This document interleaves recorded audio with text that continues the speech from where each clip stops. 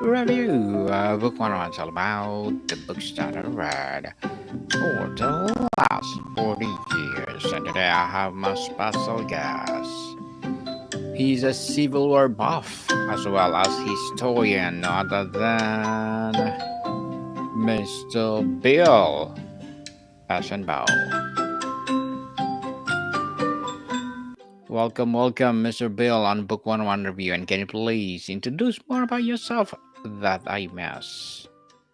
Well, it's a pleasure to be here. I'm based in Tampa, Florida.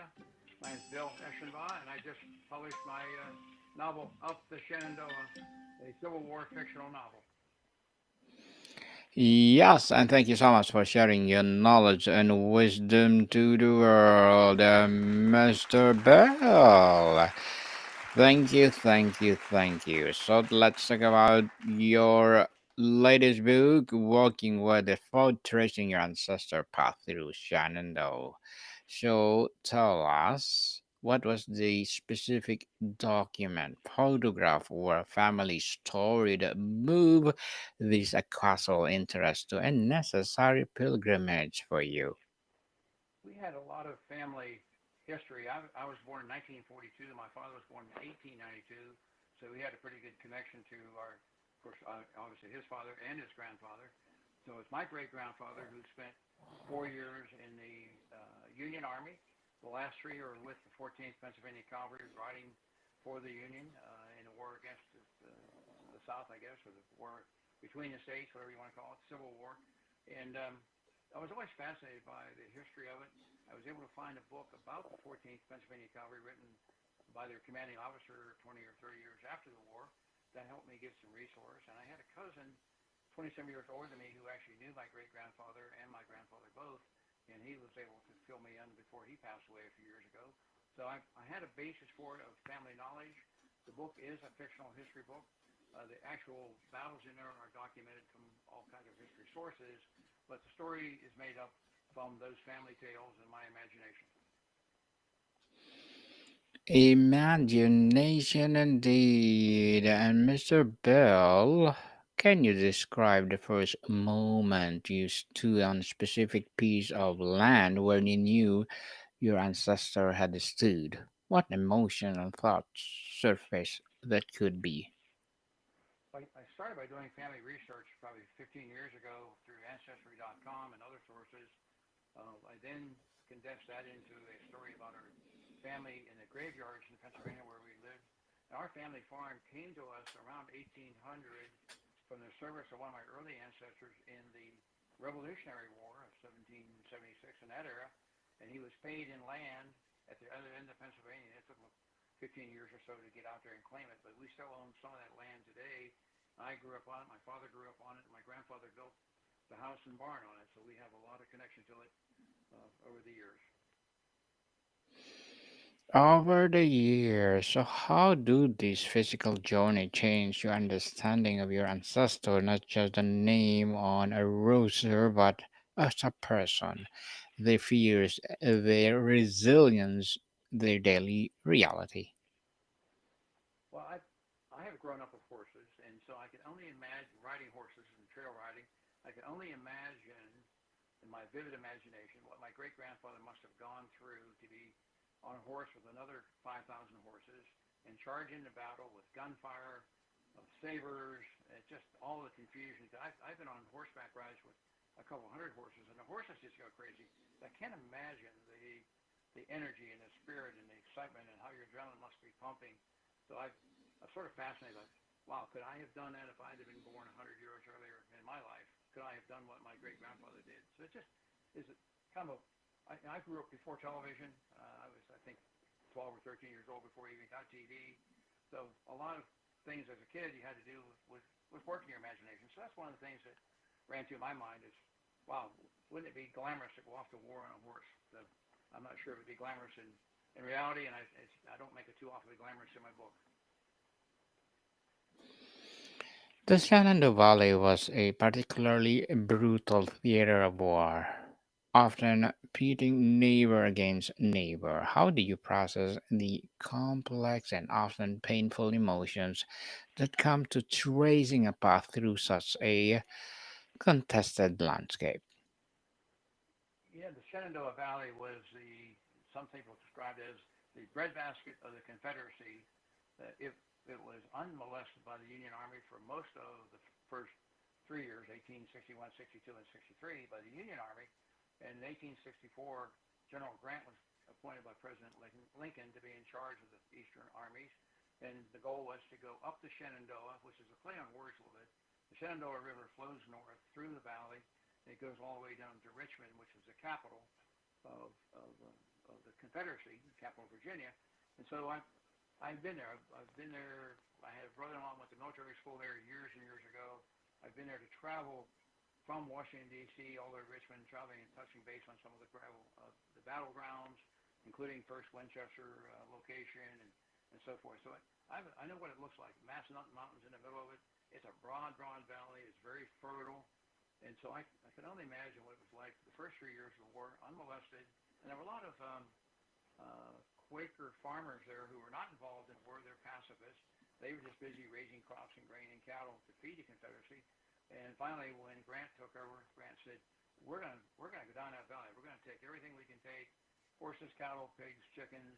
If we can't carry it, we're gonna burn it." And the people in the South referred to them as the Pennsylvania barn burners because of the devastation that was wreaked upon that valley. But it was time to, in Grant's opinion, bring this war to an end. Lincoln supported him. Let's devastate their breadbasket. Let's shut off their supply of food, and let's go down that valley all the way to Richmond. Once we take Richmond, we'll have taken General Lee and taken that army out of the battle, and the war will be over. Many people feel a sense of responsibility or desire to tell their story after such a journey. How has this experiment changed your sense of identity or your role as a keeper of your family history? That's a great question. I'm the senior member of the family by far at this point. If I hadn't written a family history and hadn't done the graveyard crawl with them a couple of years ago, I think it would all be lost. And it gave me a sense that my great grandfather, my grandfather, who both were in the war, inherited some of our original teachings. Our first ancestor here was a missionary for the Moravian Church out of the little country of Moravia originally, from there to Germany, and came as a disciple and missionary to Pennsylvania in 1740. The Moravians thought everyone was equal. I think that philosophy, at least subtly, came down through our family philosophy that man, woman, black, white didn't matter, everyone was equal. And I try to rationalize in the story that perhaps my great grandfather went to war because of a feeling of equality and concern for the slavery in the South. Maybe he just went for the 12 hours a month. I'm not quite sure because things were tough, but I like to think he went on a philosophical basis. And part of my book has a discussion around a campfire about why he went, why my grandfather joined him years later, and why his brother and Albert was in the war. And so we just tried to make up some good fictional reasons and rationale that seem to square with where my family philosophy is. Before you even set foot in Virginia, Mr. Bill, what was the most crucial but unexpected document or resource you needed to pinpoint exact location, not just a general battlefield? Well, I used the 14th Pennsylvania Cavalry book to some extent, but I also would Google online the major battles of the Civil War, make sure I got my dates right, and there's so much information available online. The crucial battle for the 14th Pennsylvania Cavalry it was called the Third Winchester, and in fact, the cover of the book is a photograph of General Sheridan, actually a photograph of painting that I got acquired the rights to from General Sheridan attacking a Confederate position at Winchester, Virginia. Winchester was a crossroads of highways and railroads in the upper end of the north end of the Shenandoah Valley. And in September 1864, General Sheridan organized thousands of Union cavalrymen and a total of 39,000 man army to go after that position and take it. And they did. They charged it. They took over the dug-in positions, chased the Confederates south, and it was the furthest north point that the Confederate was for the rest of the war. It was a turning point of taking Winchester for the third time around. The first two times the Confederates took them back in earlier years, and this was a decisive battle to put the Union Army in charge of the north end of the Shenandoah Valley and a launching point to chase south to Richmond. How did you learn to read the terrain itself, the topography, the sight lines, and the streams to understand why battle unfolded the way it did or why its regiment was positioned where it was? That's interesting. The 14th Pennsylvania Cavalry was to the extreme right end of the Union lines, which meant they were attacking the left side of the Confederates, and there was a fort at the top of the area at Winchester that they were going after. The 14th Pennsylvania Cavalry's commanding officer actually won a Congressional Medal of Honor because his outfit charged that position and took it, and so he was allotted, for his efforts. Somewhere in the background, my grandfather, great grandfather, was located. He was a private. We never had any officers. He was a private in that battle, in that charge, in that victory. So that was part of it. I've also been there.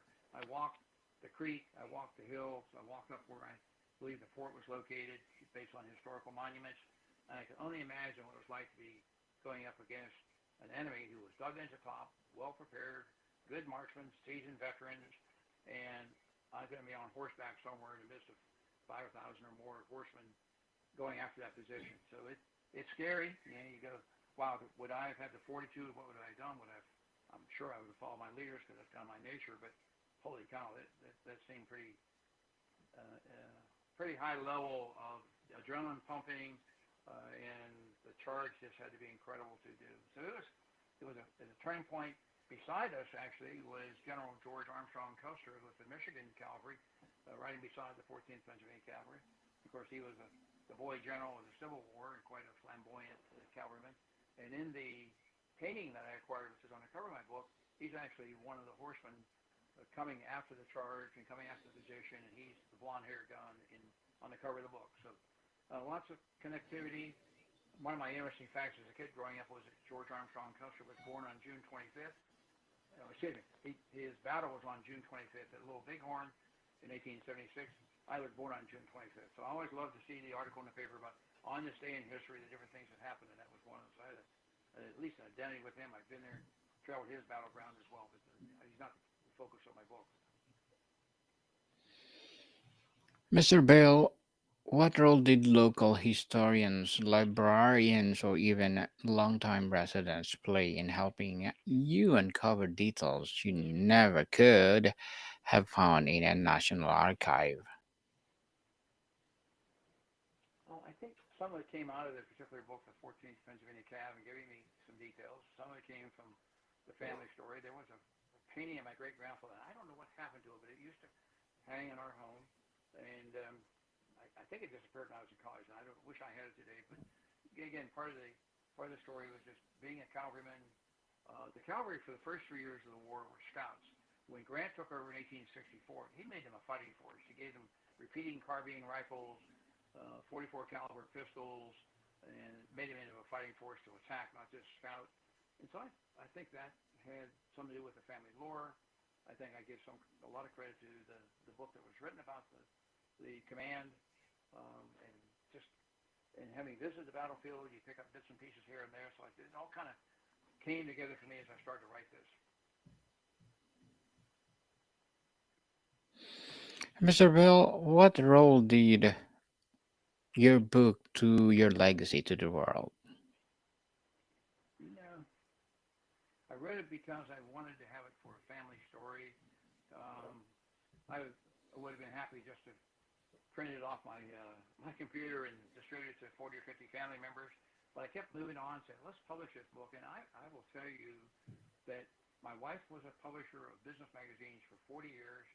She's had some disability issues lately, where she's had a time reading it. But she finally read it about a month ago, and she said, where did this come from? Where did you master dialogue? Where did you get all this vivid description? I said, I don't know. It just came out.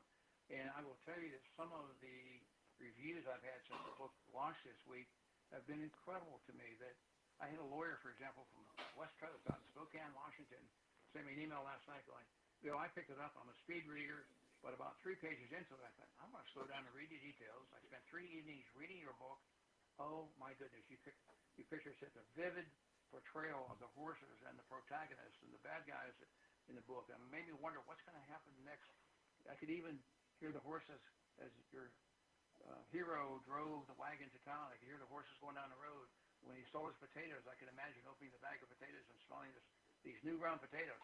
I said, wow, I don't know where that all came from, man. I can't begin to tell you. It's my first attempt at a novel, and I am so pleased with the feedback I'm getting.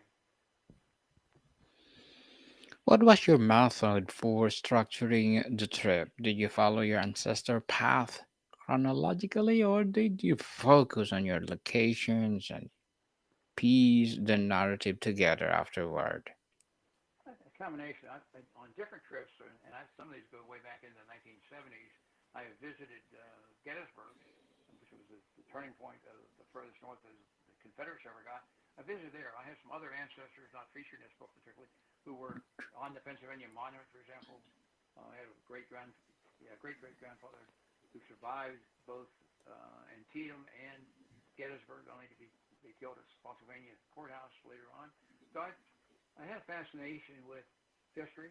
I think I would have been a history teacher if I'd ever paid any money, but I realized in high school that history teachers didn't make much money, and I wanted to do something different in life.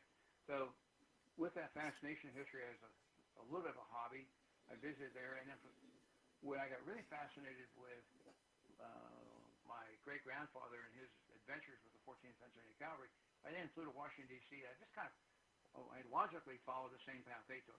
I started over to Winchester, Virginia. I walked the battlefields there, and then we drove and stopped at different battlefields all the way from there, all the way to Richmond, actually. I went to Spotsylvania Courthouse, where another grandfather was, a great grandfather was mortally wounded. I followed him. Once I got back to Washington D.C., I went to the graveyard and the hospital where he died, the cemetery next door where he initially was buried. He subsequently was disinterred and reburied at what became Arlington Cemetery. So I visited there and visited his grave there. So it's a lot of energy that went into it over time. Not necessarily in those days. I wish I had made notes better than I did. Most of my notes were mental because I had no intentions then of writing a book. But it was just wanting to learn my ancestral trail, wanting to have it to share with my 40 or 50 relatives who were cousins. I had two brothers; they're both deceased, and I have two sisters. We have a fair number of nieces, nephews, and they all have been prolific. So I have a whole bunch of great nieces and nephews, and so forth. And I wanted to be the catalyst to all of them to understand who we are, where we came from, a little bit better. Mr. Bill, as an author, what are your short term and long term goals? I'm sorry, I missed that. What are your short term and long term goals, Mr. Bell? My goals? Yes, please. Oh, I'd love this to. I'd love to have um, the producer of Yellowstone pick it up and go, "Wow, we need to make a movie out of this and have a bit role in it." That'd be fun, but I don't think that is. I, if I make enough money, just get back what I have in it. That'd be great. I want this to be the heritage, and it will be the heritage now to all of my family to hold on to, and I hope everybody who buys it really enjoys reading it. Doesn't want their money back. How's that? Definitely, yes. Good luck to your goals, Mr. Bill. And what will be your piece of advice for those people that want to be also like you? Just get your computer out and get your Word documents open and start writing. Make some notes and let it flow. This took me 2 years. I started doing this actually on a cruise in the Mediterranean in the summer of 23. I would work on it and I put it down. My hardest part was just focusing on finding an ending to it. So it took me almost 2 years to get the draft ready to have somebody else go through and look for all the mistakes and typos and edit it and kind of thing. So if somebody else wants to do it, don't be afraid. Just pick it up, write it, read it, review it, fix it, and launch it. That's as good as it gets. Yes, indeed. And thank you for that advice. Mr. Bell, can you please recommend a book or books that influence your journey? Well, my book is up to Shenandoah. If you go to Amazon and put that name in, it should pop right up. You have a choice of hard copy, soft copy, or Kindle, and we would love your feedback. Yes, indeed. So, Mr. Bill, the war devastated the civilian population of the valley. Did your research lead you to specific stories of the families who live on the land where your ancestor fought?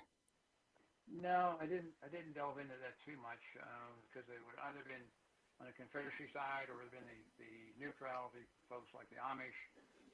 I did talk a little about what the Army, Union Army did, and that was, drive off all the things they could carry or haul away, and the livestock, and what they couldn't carry, they burned.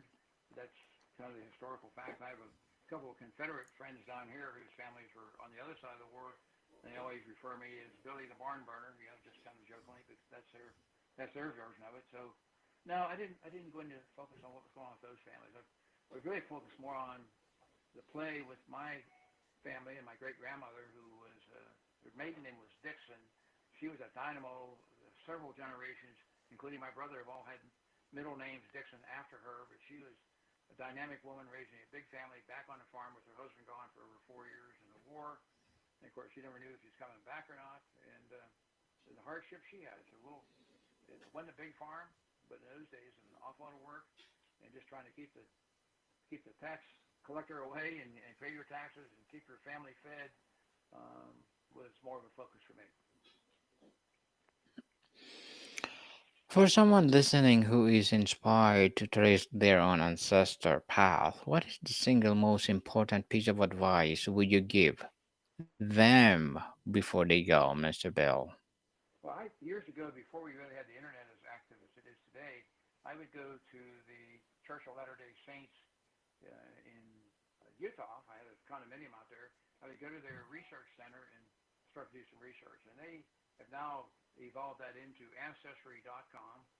It's a huge mega site that helped me immensely in tracking our family history for all different angles and generations deep. So I would say if you want to write a story about your family, um, look at that. Look and see if you have a family Bible. I found a family Bible of ours that dated back to some births in the 1840s, because it used to be a big center section of the Bible, and that was the only record you had. You wrote down who was born, when they were born, who got married, who had children, and so forth. So that was extremely helpful too to get a baseline. Mr. Bill, before we wrap up our discussion for today, I'm inviting you to please do listen to my other podcast, people. My other podcast, because my abstract essay is already in fifth season, abstract poetry in second season, and my book 101 review in fifth season too, comedy 101 second season, and my food 101 in fifth season as well, geography 101, love letters, and movie 101 review, music 101 in fourth season, and science 101 and sex 101 in second season of my baby podcast Law 101 and Mental Health 101 and Bible Verses 101. Please listen to them wherever you listen your podcast. So Mr. Bill, now that you return, how do you keep the connection alive? The connection. I'm sorry. The connection alive to your ancestor. Has the trip set you a new path of research, writing, or sharing the story with your wider family? Well, it's inspired me now to go to Bethlehem, Pennsylvania, where my first ancestor landed as a Moravian missionary. I'd like to view there. I'd like to go to um, Nazareth, Pennsylvania, where he helped build the church for the Moravians at the time. It's inspired me to do that. I've been to Germany. I've gone to Bavaria. There is actually a town of Eschenbach, where my first ancestor came from. I want to go back there. I'd like to go back there and spend a month some summer and go back beyond when he was born in 1710 and see how much more I can find about the family and everything there. So those are just some things that I've been inspired by my own book. Mr. Bill Eshenbaugh, thank you so much for sharing your knowledge and wisdom to the world. So, can you please invite our listeners to support your book, your advocacy, or whatever projects that you're doing right now? Mr. Bill, can you please invite our listeners? Mr. Bill, Yes, sir. can you invite our listeners to buy your book? Yes, people, let's support Mr. Bill Eisenbow because if you support him, for sure, more and more empowering books like this to come. And please do buy it where books are sold. So, Mr. Bill, thank you so much for your time. Daniel, thank you. What a pleasure. Maricam people, see you soon.